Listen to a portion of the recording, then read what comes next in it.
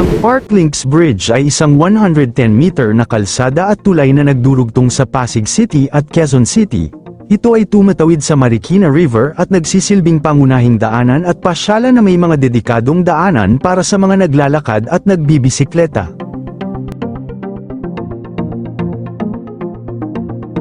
At bago natin ituloy, kung ikaw ay bago pa lang sa aking YouTube channel ay huwag kalimutan mag-subscribe at i-click na rin ang bell icon para lagi kang updated sa mga bago kong upload video. Bahagi ito ng Parklinks, isang mixed-use development ng Ayala Land at Eaton Properties.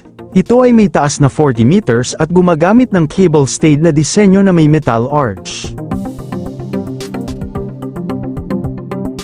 Ginawa ito upang mapagan ang daloy ng trapiko sa silangang bahagi ng Metro Manila at magbigay ng direktang daan sa pagitan ng Pasig at QC. Paborito itong tambayan ng mga siklista, joggers, at mga pamilya dahil sa maaliwalas na paligid at may mga designated bike at walk lanes. Nilagyan ito ng Philips Color Kinetics LED lights kaya nagkakaroon ito ng makukulay na light and sound show tuwing gabi o mga espesyal na okasyon. Sa panglayunin nito ay para maibsan ang pagsisikip ng trapiko sa silangan at hilagang silangang bahagi ng Metro Manila, partikular na sa kahabaan ng C5 Road. Pagkatapos ng Parklinks Bridge, isang bagong tulay ang itatayo ang 1.69 billion pesos, 1.6 km Marcos Highway St. Mary Avenue Bridge Project ay isang malaking proyekto na naglalayong magtayo ng isang modernong tulay na may dalawang linya, two-lane bridge, upang ikonekta ang residential area ng Provident Village St. Mary Avenue, direktang patungo sa Marcos Highway sa Marikina City.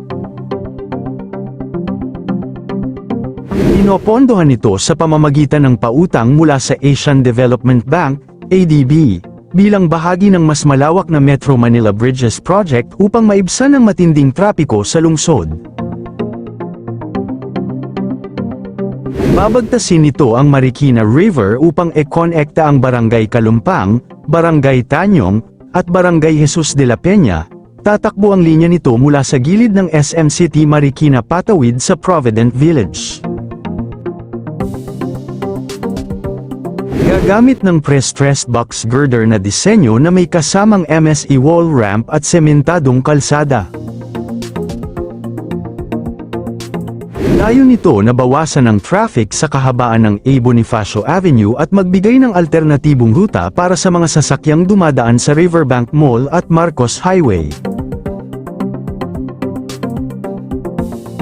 Padaliin ang biyahe ng mga commuter na gumagamit ng LRT2 Katipunan Station, pagandahin ang koneksyon patungo sa mga karatig lugar tulad ng Pasig City at Cainta, Rizal.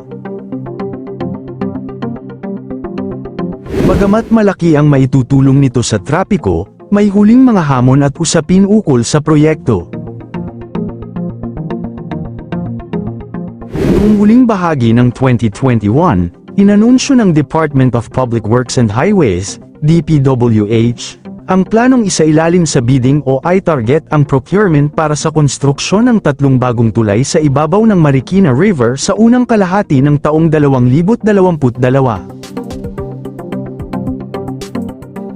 Ang proyektong ito ay bahagi ng Metro Manila Bridges Project, MMBP, upang maibsan ang matinding trapiko sa Kamaynilaan at magbigay ng alternatibong mga ruta.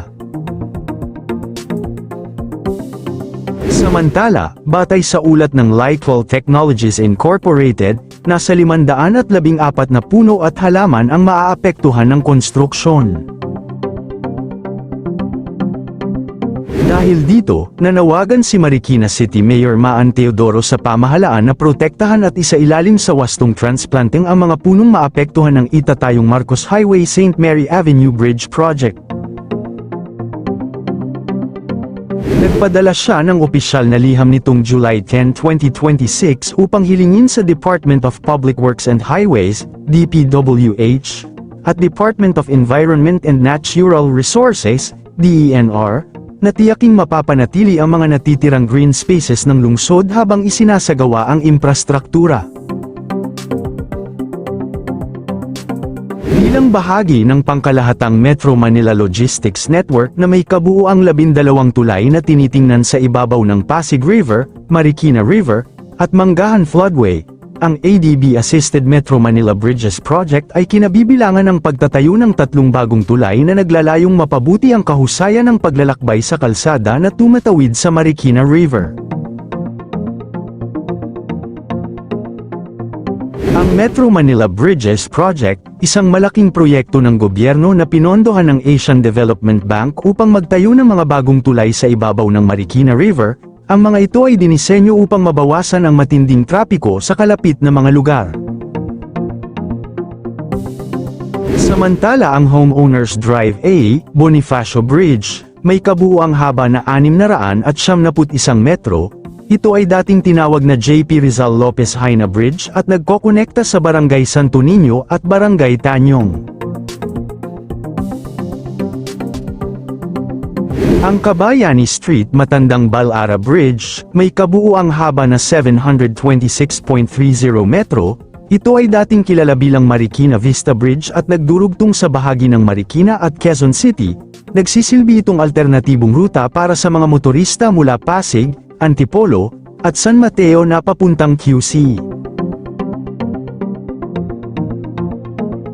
Ang plano ng Department of Public Works and Highways, DPWH, na i-bid out ang 3 bagong tulay sa Marikina River ay formal na inilatag sa huling bahagi ng Administrasyong Duterte noong December 2021. Ang proyektong ito ay bahagi ng Metro Manila Logistics Network Program upang maibsan ang matinding trapiko at palakasin ang ekonomiya sa Marikina at Quezon City. Ang mga tulay ay dinisenyo bilang climate and disaster resilient upang makayanan ang matitinding baha at lindol sa lugar.